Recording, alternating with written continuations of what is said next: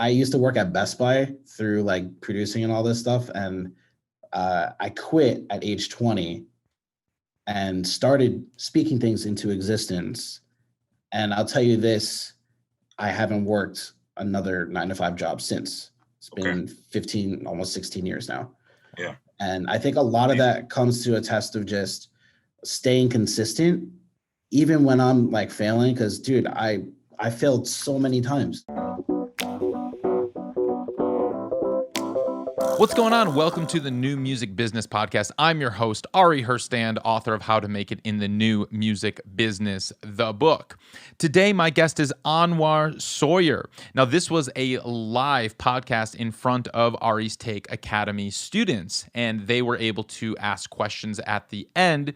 And we have a couple of those questions that we have included in this podcast episode. And so stick around to the end. There are some really great questions there that I know you're not going to want to miss, which brings me to Ari's Take Academy. If you want to check out Ari's Take Academy, just head over to aristakeacademy.com, and we are constantly adding new courses. You will be invited to sessions like this where you get to ask industry leaders your questions directly, face to face.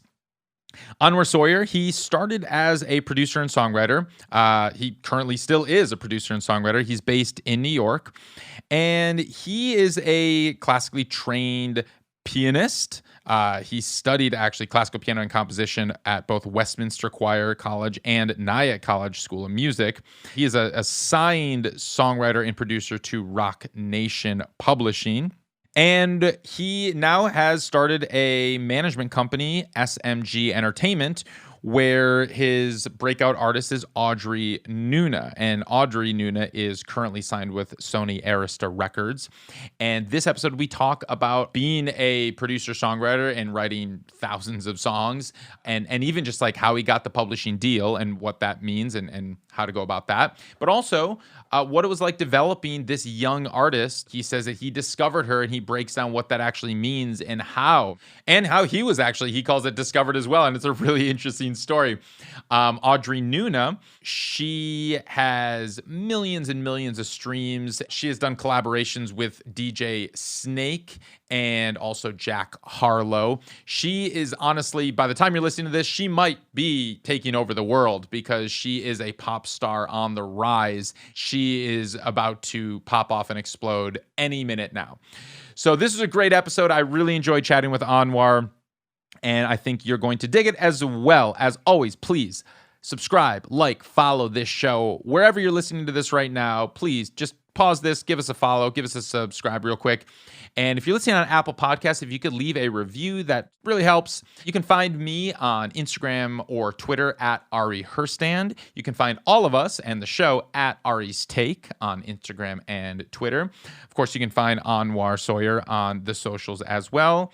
And you can find Audrey Nuna on the socials, and it'd be great. You should definitely follow her journey as well. Don't forget to sign up for the email list, aristake.com. Head over there, sign up for that email list. This is where you're going to get notified about all the new happenings in the new music business and everything that you need to know. That is at aristake.com. All right, let's kick into the show. Anwar Sawyer, welcome to the show. Hey, thanks for the intro. My goodness. Totally. I know. It's like when you hear your intro read back, you're like, damn, I did all that? Shit, I'm impressive. Yeah. No. So are you in New York right now? Where are you coming to us from? Yes, I'm in New York. Cool. New York City, Yes. or are you actually in your hometown? Yeah, I live, I grew up right outside New York City, Yeah. a place called Rockland County. It's like 30 minutes outside. Like everyone in New York City calls it upstate. It's really not, but you know. Right. Yeah, I never really understood what upstate meant. I just always thought that anything outside of New York City was upstate, Basically. and including New Jersey. So I didn't really know what. No, that's the term. That's what upstate Okay. is. It's just not New York City. It's upstate. Got it. So- Okay, cool. And so have you been there your whole life in New York? Whole life born, man. Born and Wow. raised. Yeah. Okay. And how is New York right now? Is it kind of open back up? I know when it was warmer, people were kind of like eating outside and the restaurants were Yeah. having the tables. It's getting a little chillier now. So what's happening? You know what? I don't know because I don't go out much. Safer, yeah. But I should say, it's opening up for sure. Okay. 100% opening up. It's there's definitely still little like spikes here and there. So Yeah. you know, you got to be careful. You know, so. So you're staying home most of the time. Are most of your days consumed with kind of Zoom calls? And Oh my gosh. what is your day? What does the day in the life during COVID for Anwar look like these days? Unfortunately, so I have 2 kids. Okay. And Unfortunately, you have two. We'll edit that out too, right? No, wait, no, I should say, unfortunately, I had to move out of my house. Gotcha. Okay. Because I have 2 kids.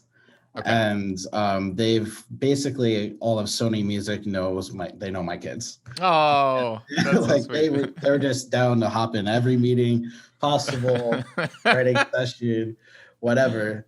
And it just came to a point. I was like, wow, I never thought I'd say this, but I have to get an office. So Yeah. now I'm here. So you're in an office. Oh, congratulations. That's a big step. All right. Yeah, I never thought, but yeah. So do you have a studio in your house as Yeah. well? Yeah. Okay. So yeah, I mean, I wish we could see it. Usually, Yeah. all the music's made. It's like in my living room. In a Okay. way. I Oh, wow. hate recording studios, to be honest with you. Like, I Yeah. don't know. Like, I can't write any songs in a box. Like, it's usually dark, you know, and it's freezing. Yeah. There's just like no love. I don't know. I need like rugs and food thrown everywhere, and it just needs to look like a home, you know, like Oh. I'm a homebody. So Yeah. Okay. That's so. I'm always curious how, like, the vibe and the energy and the aesthetic that songwriters need. I remember Dan Wilson, who he's a big songwriter. He co-wrote "Someone Like You" with Adele. He also wrote "Closing Time." That's his voice on "Closing Time" with his band Semisonic back in the day. He said he needs high ceilings and a grand piano for every writing session that he does. Wow, that's insane. And I'm like, okay. I mean, if you wrote "Someone Like You," I guess you can ask for that stuff in every session that you have, right? Yeah, but sure. so you like the homey vibe. Do you host most of the co-writes that you do in the sessions at your place? Yeah, I love to. Yeah. I love to. And I think after a while, like, the writers get used to my room, and like my kids run into my sessions. They're even on recordings. Like, it's fine at this point. Yeah. You know what I mean? But like, also, like, writing is more than just like making the music. Like, writing a song with me is like my wife's home cooked meals. You know, like that's how I write. That's a song lyric right there. Oh my gosh, I love that. Yeah. You know, so like my wife cooks or tries to cook for everyone.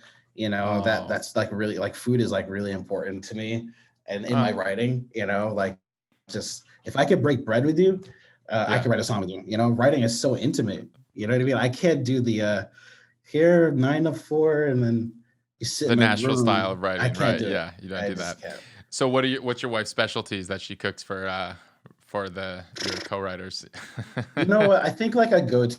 There is like a special, like, her chili is definitely one. She's got a mean chili, and she's vegan, so like she'll do like a vegan chili. Nice. And like people don't even like realize that she won't even tell people, you know. That's vegan. And yeah.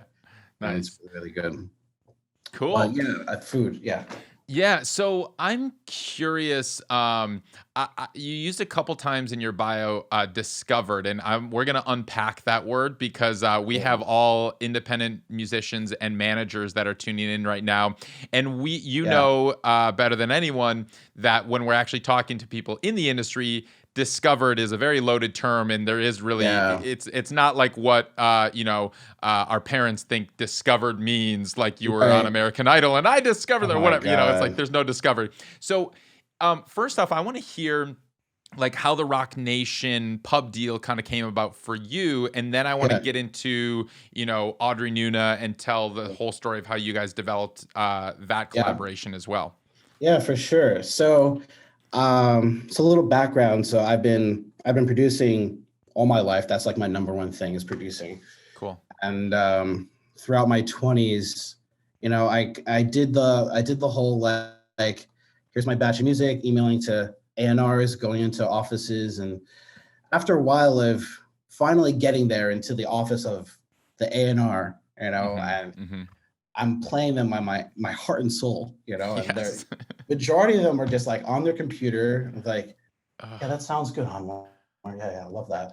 And then at the end of the meeting, it's like, I like that second one. Why don't you put that in my email? Like, and meanwhile, I already emailed it to him like a week ago. You know what I mean? Right. It just after a while, it was just like, like, wait, can I curse? Like, yes, you can okay. curse. Fuck A&Rs, Right. fuck labels. I was like done, bro. I was done. Yes. And then in that moment, I started to just put my demos on SoundCloud without any marketing plan, without even like a thought of getting discovered. It was just like emotional release more than anything. And a lot of my demos I did with a friend. His name is Andrew, and like it sounded like if Drake were to be in an indie pop band. That's the way to put it. Cool. So it had some cool little style to it. And I kid you not, man, we put a couple demos out, and it actually got like a couple hundred plays and like some comments, which made no sense. We're like, wait a second, who are these people? How did they even find us on SoundCloud? And this is when SoundCloud was kind of cool. So what year are we talking around this time? Shit, I don't know. That's bad. Maybe 2011, 2012, maybe? Yeah. Okay. That's about right.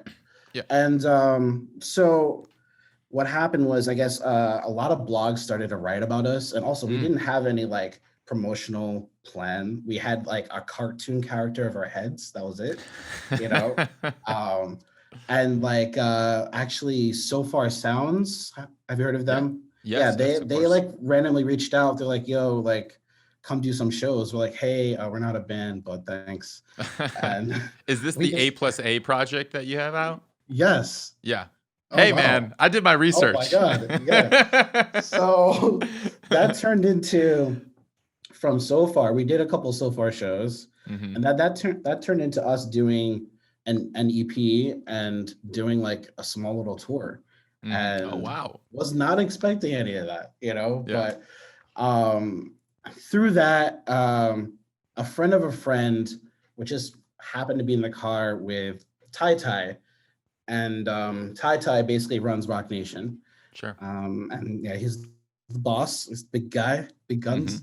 And she just happened to have our music like on low in the car. They're driving together. They're just friends, And he was like, "Who is that?"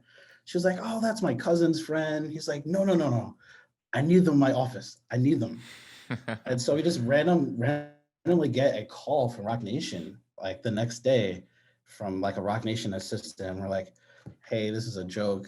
Like we definitely thought it was a joke, honestly. Like our friends are just being jerks. But it ended up being actually real. First, you're going to need to wire $200,000 from Nigeria. We have a Nigerian prince that would actually like your bank account numbers. And so they're going to deposit money there. And then you can have a meeting with Roc Nation, something like that, right? Yeah, man. Like basically. And then from there, like, we took the meeting. We had like 5 meetings, and it just ended up turning into like a great relationship. Wow. And which led us into signing a publishing deal. So, So when you had the meetings with Roc Nation, you didn't, numbers weren't really a thing. You said you had a couple hundred plays on SoundCloud. This was not like no placements, bro. Nothing. No placements, like, no cuts. I had like one song that was on the radio with this artist named Mano. But besides that, that was not the selling point. Sure. The selling point for us, I guess for me, is that I don't just make one style of music. I just make music. Cool. So when we were in the office, I was able to play in like a country record, a folk demo, pop, jazz. I wrote a Broadway show. No shit. Yeah. Cool. Oh man. Hip hop to like whatever. And then we just are you into sorry, tangent. Are you into show tunes? Are you into Broadway? Did you grow up like in that scene at all?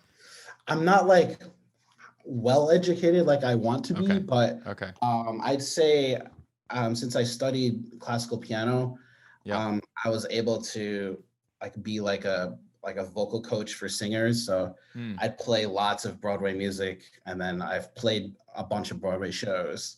Cool. Yeah. Well, anyway, to answer your question, we were able to kind of just show them like just a massive sync catalog, of just stuff everything. That could get synced or stuff that had already gotten synced. No, could get synced and could get placed, for instance. And Why do you and then call it a sync catalog versus just the catalog of music that could that's a be? good question. I think what it is like it's like a demo where like, okay, it's not for us. Okay, Mhm. maybe it could be for another artist, but maybe it just has like the right tempo and the right sounds for like a car commercial, things like Okay. that.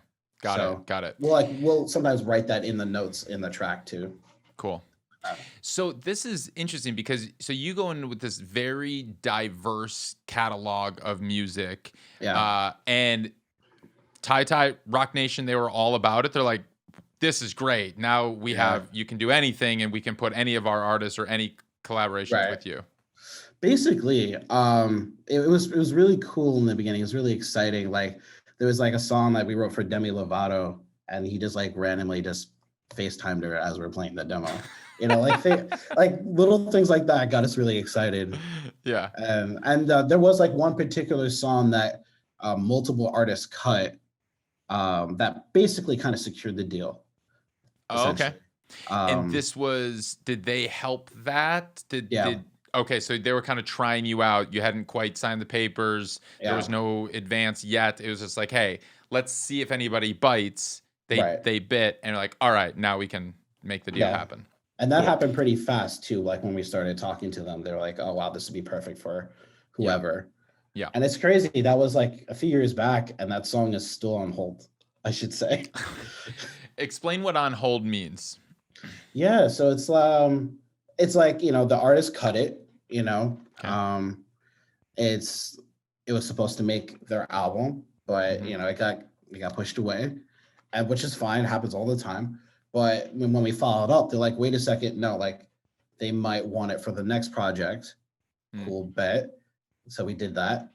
Got got put on hold again. They're like, wait a second, it's gonna be for the next one.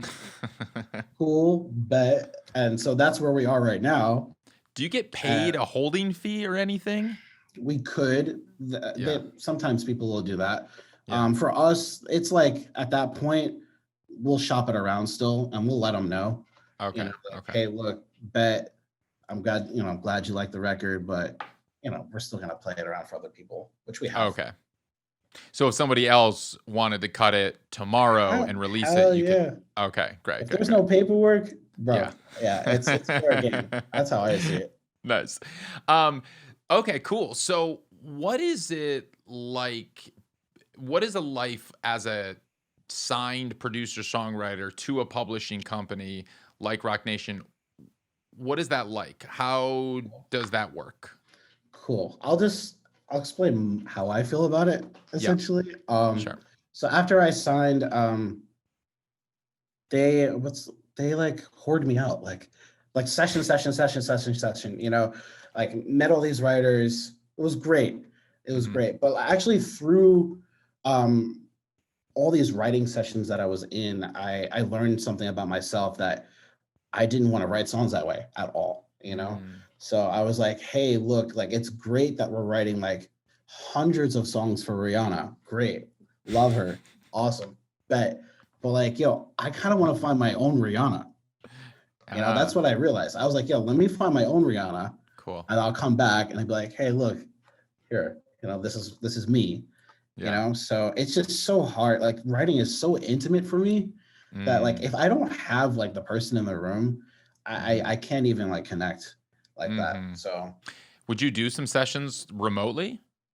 yes, yes, Mm, but I hate it completely. sure. I Yeah. probably have done like maybe like five. Okay. Was this Just pre-COVID or is this no, during the shutdown? during COVID, Yeah. Okay. and then pre-COVID, I have to like already have had dinner with you, known you a while, and then yeah, Gotcha. I'll definitely do some remote stuff Gotcha. for sure. So, all right, you wanted to find your Rihanna. This is a great segue to bring us to Yeah. Audrey Nuna. So how did you guys start working together? How did that come to be?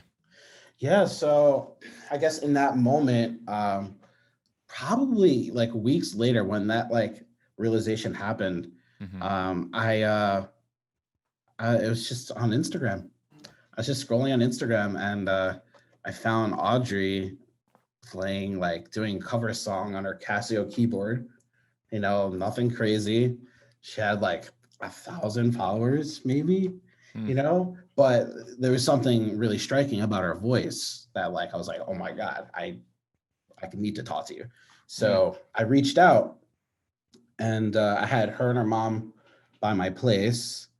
And reached out, like I DM'd her, by the way. And it was weird because older gentleman, it was like kind of weird. She's like 17 at the time. So it was like, hey, like, love to meet the family. Let's figure it out. Met the family. It was amazing. We wrote a song like day one.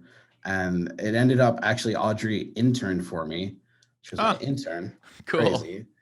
And from there, we like wrote probably about 300 songs in like a year.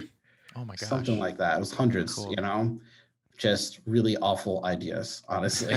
But that led to us like finding like a few songs that we loved, to the point where I was like, okay, this is the artist. I finally found it. I want to figure it out. And I built a whole company around it. I brought in my best friend of like 20 years, Noah Kim. Shouts to you, bro, if you're listening. And he's like amazing business mind, A&R, and we kind of just put it all together, started releasing singles. We were, dude, like every penny, like selling our livers type of thing to like get whatever we needed to get. You know what I mean? It wasn't like it didn't come from like a lot of money or anything. I think what we did was we budgeted really well. I'd so say you like, released singles independently initially? Yeah, just independently. Who did you distribute through when you were doing that?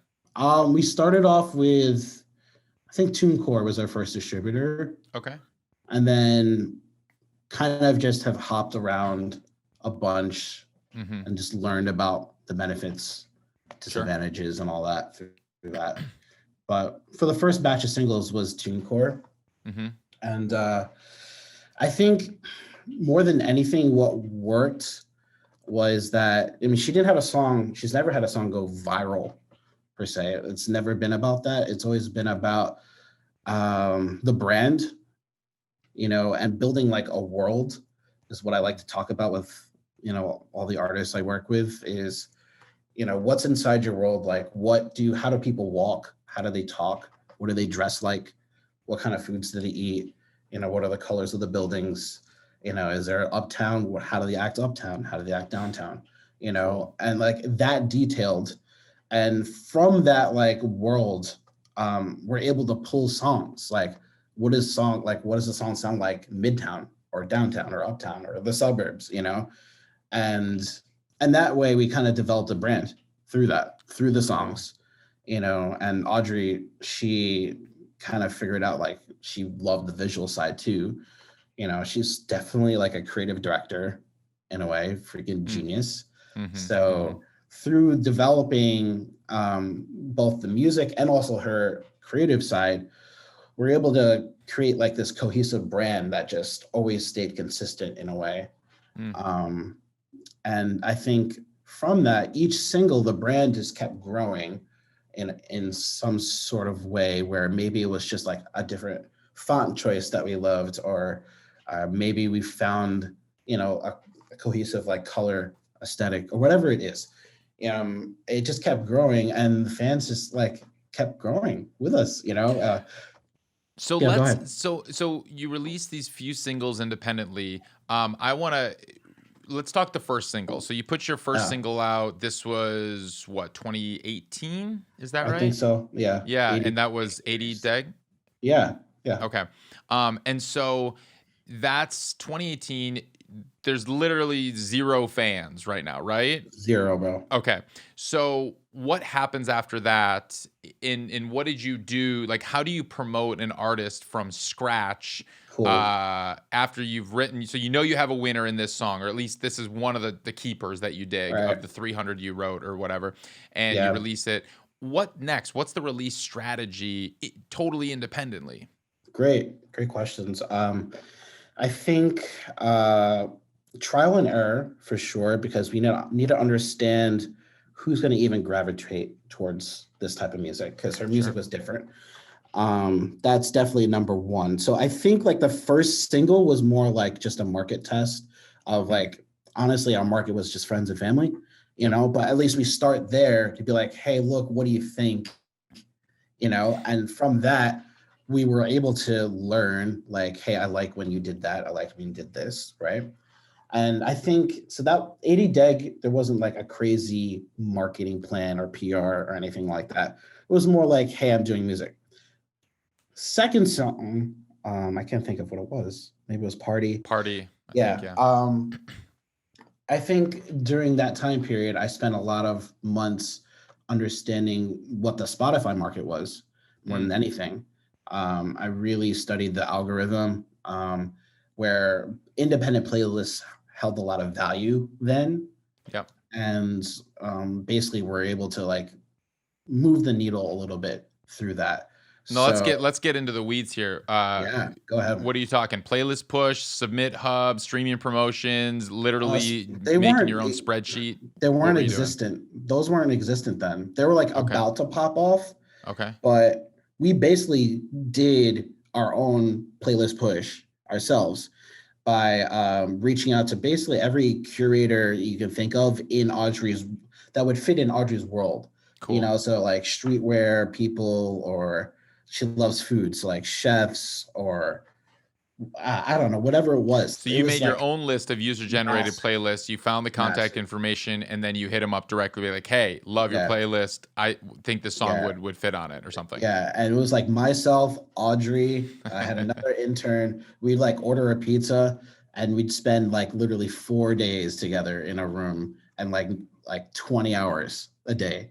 You know what I mean? Just cold emailing, cold DMing. And it was crazy. How does that how does Audrey take that, and in terms of getting, because that's a lot of I don't know if we want to, rejection is the correct word, but if you're messaging all these people directly, you're putting yourself out there, and like, you know, I've done the same thing. And you're getting a response, you know, one response every 50 people you hit up, and maybe an ad every 100 people or something like that. What is that, you know, what are those conversations like when you're working together in the room for 4 days with Audrey, and she's like, nobody's responding. They hate me. You know what? It is it does mess with your psyche. Yeah. 100%. I really do believe that. You have to have a certain type of stomach for it. For sure. But what we've learned is it was just a numbers game, because she made such different like niche music, you know, that it was going to take like finding that like shy little kid in the basement, you know, we got to find that person, you know. So we had to go through a couple layers. We really understood that, you know, the music wasn't for everyone. And she loved that, actually. She wanted to find those small little pockets, and we did after a while, you know. It took a while though. I don't know how many emails, but thousands, literally. Wow. That's, I mean, it's so important. I'm so glad you told this story and revealed this, is that even, you know, an artist that we look at now, I mean, I'm watching Audrey's music videos and the high budget, she's a major label artist, but like to really break down the beginnings of the hustle and like how you did it play by play. Is like, we sent thousands of emails to user generated playlist curators, and like that was the grind that you were doing in 2018, and it worked. And so now she gets added to some of these playlists, you start to see the streams grow. What happened next? Yeah, great question. So I think, well, actually what really happened next was, through that, figuring out the kind of algorithm and the playlist system, we actually started a side like marketing company to like help our other friends, and also that like generated some income to like invest in Audrey more, you know, to invest in the you music now videos. have a database, you put in the work, and you have a spreadsheet of all these user-generated playlist curators with contact information, which is very valuable. Exactly. 100%, you know. So we started actually like help other friends like kind of break, you know, which was really fun. So that's just a little side thing, but that was a way for us to make income off of it. And then I guess after a couple of singles, it just kept naturally growing. Like we started doing live shows, and her first shows, dude, there was like maybe 5 people, maybe, Yeah, you know. right. But then like I think by the 3rd single, we had definitely a 20 pack for sure. We could bring 20, you know. And then the 4th single, it just kept growing. It just kept growing. And then I should just jump in, like by the 5th single, I should say we had a visual to like pretty much every single single. I should A note that. full, what do you mean by visual? Like a music video or a visualizer or something. So because we wanted to make sure that Audrey's a visual artist. So we are promoting, the music, but also that she's a creative director, you know, a creative mind. And we want to keep every single, someone would know, let me go check on the YouTube. Let me just see what's up, you know. And a lot of the videos are down, but like she used to like make all our music videos just on her phone. Honestly. Cool. Wow. You know, she did all the editing herself. And I think from there, by the 5th single, we finally had some like money to like invest like 2-3 grand, you know, on a music video. Yeah. And we did that. It was a song called Soufflé. And that's when it all happened. We dropped it on a Friday because we thought that on a Friday at that point was like when you could get on New Music Friday. Right. You know, so we were on that wave for a little bit. And by Monday, I literally had every single record label call me. Every single one. Did you get on New Music Friday? No, we didn't. No. We got on Hilly Dilly. We got on a couple of just like really cool people type playlists. Gotcha. And just word spread. And like from 9 a.m. to 11 a.m., every single one called us. It was wild, dude. Wow. I cried that day. It was like, it was a lot. It was a lot I bet. to take in. And then, what were these pitches like or what were the messages? Just like, hey, I'm label suit from, you know, XYZ major label. Let's get coffee, or let me hear some more music, or do you want to meet, or what's going on? Or That's exactly it. Okay. Some were more aggressive than others. Some were like, hey, appreciate the music, keep me updated, you know. And then some were like, hey, let's get on a call right now. You know, some were just really lame, like just like, hey, Dot, sounds good. Like I don't even understand those type of. I don't know. I forgot what that was. That was 300. I forgot who it was. They're just too cool for like, grammar or for niceties, introductions, anything, right? But you know, it's crazy enough. We had a deal on the table that day. Wow, people were an not offer. waiting. Yeah, people were not waiting. So it was a lot. And now break down the number, like where you were at numbers wise when these deals were. So when Soufflé was released, what were your Instagram followers? What were your monthly listeners? And what were kind of the streams happening in that area? That's a good question. You know, I think with Audrey, a lot of her success was not about the numbers or the streams. Okay. You know, it's always been about how cohesive her brand was. Cool. And her aesthetic. And the music just being dope, you know. And it's also always been about, I know you mentioned Discover, you know, like this, it was like Discover was like that was our marketing plan. It was like, hey, look, we're gonna be over here. If you fuck with it, cool. If you don't, cool. Like that's it. We never took her to a label. We never dealt with suits. If people were messing with it, they come to a show, they buy a t-shirt. Cool. Bet, you know what I mean? So I don't know. We were at like, you know, a few 100,000 for sure on all the singles. Sure. It was definitely there. Significant, very significant. And you were getting the few 100,000 just from those user-generated playlists that you were pitching directly. That's correct. Huge. And then from that, Spotify started to give us some love too. We were able to land on a couple Spotify playlists then. And this was pre-Arista? Yes, all pre-Arista. Okay. And that was even pre, like, you're able to pitch to Spotify. You know, Oh it yeah. just Before Spotify for Artists enabled the editor in the back end, the pitch tool. yeah, we Cool. didn't have any of that. So a lot of that was just like a lot of emails, a lot of just poking my noses in places type of thing. Like figuring out like who this curator is for new music, whatever, and Sure. where did they get coffee? Like what's their Twitter? Like I dove in. No, you didn't. I Would you dove in, happen to bro. just pop in a coffee shop and just be No. like, just like list bumping into like, hey, excuse me, have you ever heard this artist?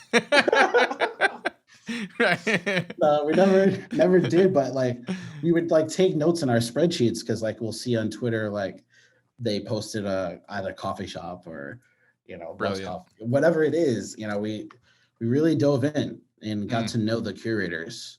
This reminds me, I'm a singer songwriter as well, and I early on this is when like Grey's Anatomy was really popping off, and that was the kind of music that I was making 10-12 years ago, was that acoustic-y singer-songwriter stuff, like the stuff that you hear on Grey's Anatomy, like that was the soundtrack. That's where I lived. And I'm like, man, I want to get my music on Grey's Anatomy. And so I researched the music supervisors, and it was Chop Shop. And so I'm like reading their blog, Alexander Patsivist, but also Casey Truman. And I read a post by Casey Truman. She was like, I wish I could get some Girl Scout cookies right now because, I can't find Samoas. Samoas are my favorite Girl Scout. And in LA, they don't have Girl Scout cookies anywhere. Meanwhile, I'm in Minneapolis, and I'm like, they're selling Girl Scout cookies door to door. So I got some Samoas. I popped my CD in the box, and I wrote a handwritten note, and I sent it off to Casey because I'm like, hey, I saw you're looking for Girl Samoas. Here you go. And like she emailed me as soon as she got them. She's like, oh my gosh, Ari, this is crazy. Like, wow, thank you so much. Yeah, you read my stuff. That's great. I'm listening to music. And I got a hold. Like she was about to place one of my songs in Grey's Anatomy. It was the finale of one of the seasons. And she's like, I love this song. Is this song released yet? Have you actually put the CD out? And I'm like, it is released. She's like, oh, this is only unreleased song this episode, but I love your music. I'll keep you. And we still, talk. That destroyed me, but but it was like to paying attention. Now I don't necessarily recommend sending cookies to every person like that, but it was but it was on point because it was like on her blog she wrote, I want some Girl Scout cookies, and poof, 3 days later Girl Scout cookies arrived at her doorstep, and it was kind of just like a creative in. And I love that you're kind of making notes. Or they tweeted about they like coffee. Let me add that. Maybe it'll come up in our conversation on an email or whatever. Great points. Like, these are real people that we forget. Real like people. We're emailing, when you're emailing and you're submitting. I used to email it like just cookie cutter email, you know what I mean? And I just come to realize like this is just not the approach. No. You know what I mean? Like there's other ways to do it, and where if it's, I don't know, maybe more personal, like on a DM, or whatever it is, it was very specific to each person that we emailed. That's such a good point, because it's the approach really is just show some humanity. And if you actually approach them like they're a real person with interests outside of what you're discussing in the moment or outside of the music industry, and you can approach them like a person and in an authentic way, they will feel respected and appreciated. And that's kind of like, it wasn't the fact that I sent Casey cookies that got her to send me an email and they consider my music. It was the fact that I read her blog and she felt appreciated. She felt that I put in the time to actually like care about her. So she's going to put in some time to at least listen to what I did. And it's like, that's why I always encourage people to start off every email with some kind of compliment authentically. Like I know who you are, and I fuck with you, and here's why. And it's like it's real. Like don't fake it. It's like, but you're clearly sending them something. You clearly fuck with them. You clearly want something from them. Right. So, but don't start out saying like, hey, I need something from you. It's start off be like, hey, you're dope, and I love Right. what you did here. And they'd be like, Right. whoa, you even know about this? You know that I did this Exactly. here? And it's like, yeah. Exactly. It's like, okay, so that's an in. So that's Yeah. cool. So you get was the offer that you got that day from Arista, or was it someone else and you just kind of kept? It was How did someone that? else. It Okay. was someone else. But what happened was so many reached out. Like actually, someone flew us out the end of the week. No We shit. Yeah, a record label. I won't say To any LA. names. Yeah, flew us out to LA. Uh-huh. And this label was very impressive. Really like blew us out of the water. Like they were organized, you know. They knew about us, which felt really good, you know. Cool. But what came down to it was not money for Audrey or myself. It was definitely more about the people, because we're such like a tight-knit small family. Yes. You know, and we never thought that we would ever sign. Like we really didn't. Like, but it just after a while, like you have to make a business decision, because if so many are reaching out right now, and it turned into like a little bit of a bidding situation, which was Cool. really cool. It was really interesting. And yeah, we ended up signing with Sony Arista. Shouts to David Massey, CEO. He's freaking incredible. Yes. Brilliant minds. And that staff, the A&R, her name was Dee Wevlings. She was incredible. And yeah, they just impressed us with just the people. You know, it wasn't about like how the numbers, what they could do for us. It was just like, yo, let's go get some food and talk jokes all night. And like, those are the type of people we need to be able to like, I want to get on the phone with every day, you know? Yes. Yes. So cool. That's basically it. That's great. And I mean, I'm curious about these meetings and how they went. Did you go with David Massey and Arista and Dee because they got it, they understood the project, or they were willing to work with you, or like what set them apart other than just their incredible personalities? Yeah. What set them apart? Because you know, we all know that people change labels all the time. I was talking to Ali X, and she was telling me about how she got a deal offer from Sony UK, and she loved the CEO there, and really hit it off, and gave her an offer, and she was ready to sign, and he literally got fired a week later, and she's like, whoa, my cheerleader here is not here, so I'm not going to sign with them. I've dodged the bullet, because then now I'm not going to have anybody who cares about me at this label. So what is it that gave you the confidence to sign with them versus any of these other camps that hit you up? Good question. Love your questions. All right, so I think a couple things. It probably had to do with, besides the people, I'd say like the creative direction, you know, because Audrey is such a, you know, creative, and she needs that creative freedom. And I think letting the artist be the artist without like really getting their like, hey, you should look like this or try to sound like this, that's such a turnoff for us. You know, since we already kind of had this brand that we just did not want to change at all, you know. And I think that's what it was. I think that's the selling point, was that we never wanted to change the brand. And if some label was like, hey, you should do something different with your brand, we're like, nah. You know what I mean? Like that's kind of like what got us there. And I, you know, just focus. We just focused on the brand more than anything else as the decision factor. And we thought that they would be the best support for it. I love that, because there are so many. I mean, desperate is a that's not the best word for it, but there are a lot of artists out there who are seemingly open to any suit label coming in and saying, you need to be this, and I know who you are better than you know who you are, so listen to me, and I'm going to turn you into who I think will make me money.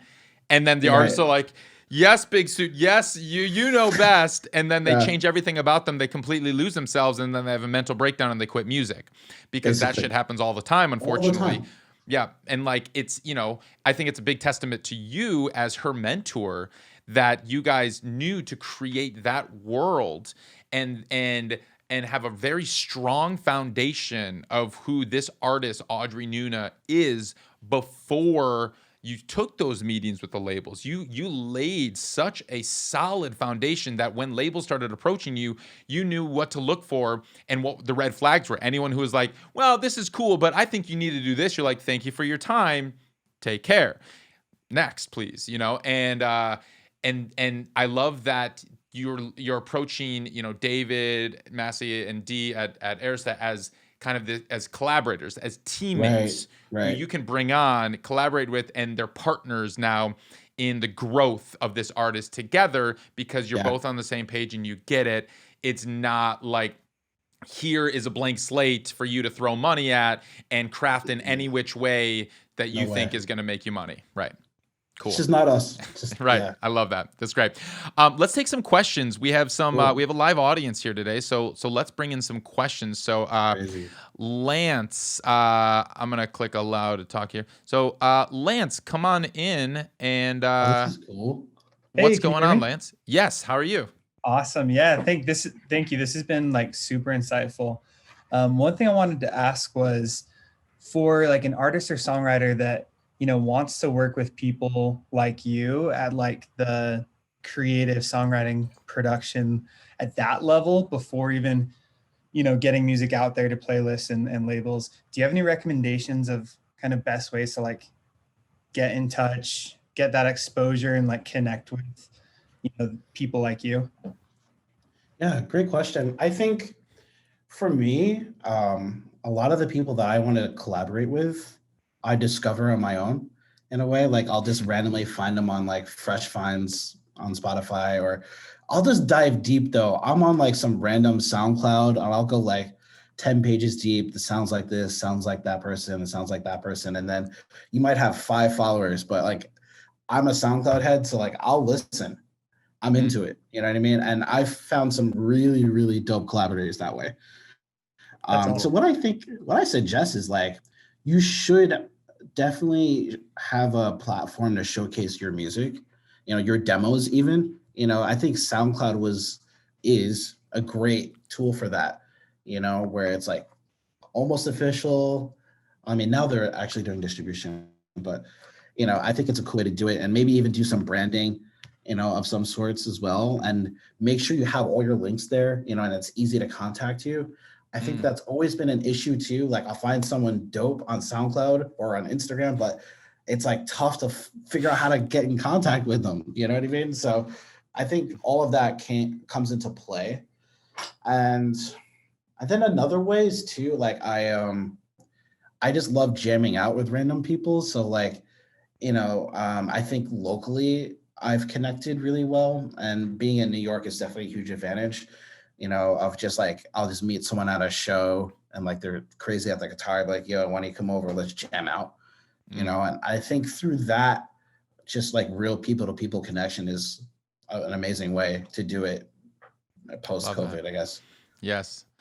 Cool. Thanks, Lance. And yeah, great. Yeah, let's see. We have Terry Thanks, Lance. here. Terry, how's it going? Yeah, my name is Terry. I'm a hip hop artist from Montreal, Canada. I go by the name of Tagans.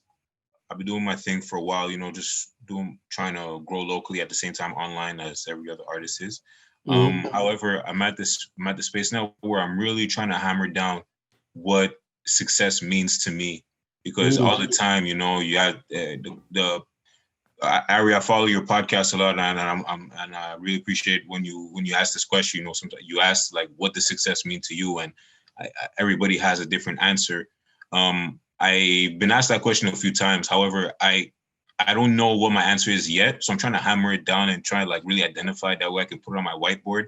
And then once that is there, it's like, okay, that actually makes my life easier. What are the tools that you use to try to identify your point of success?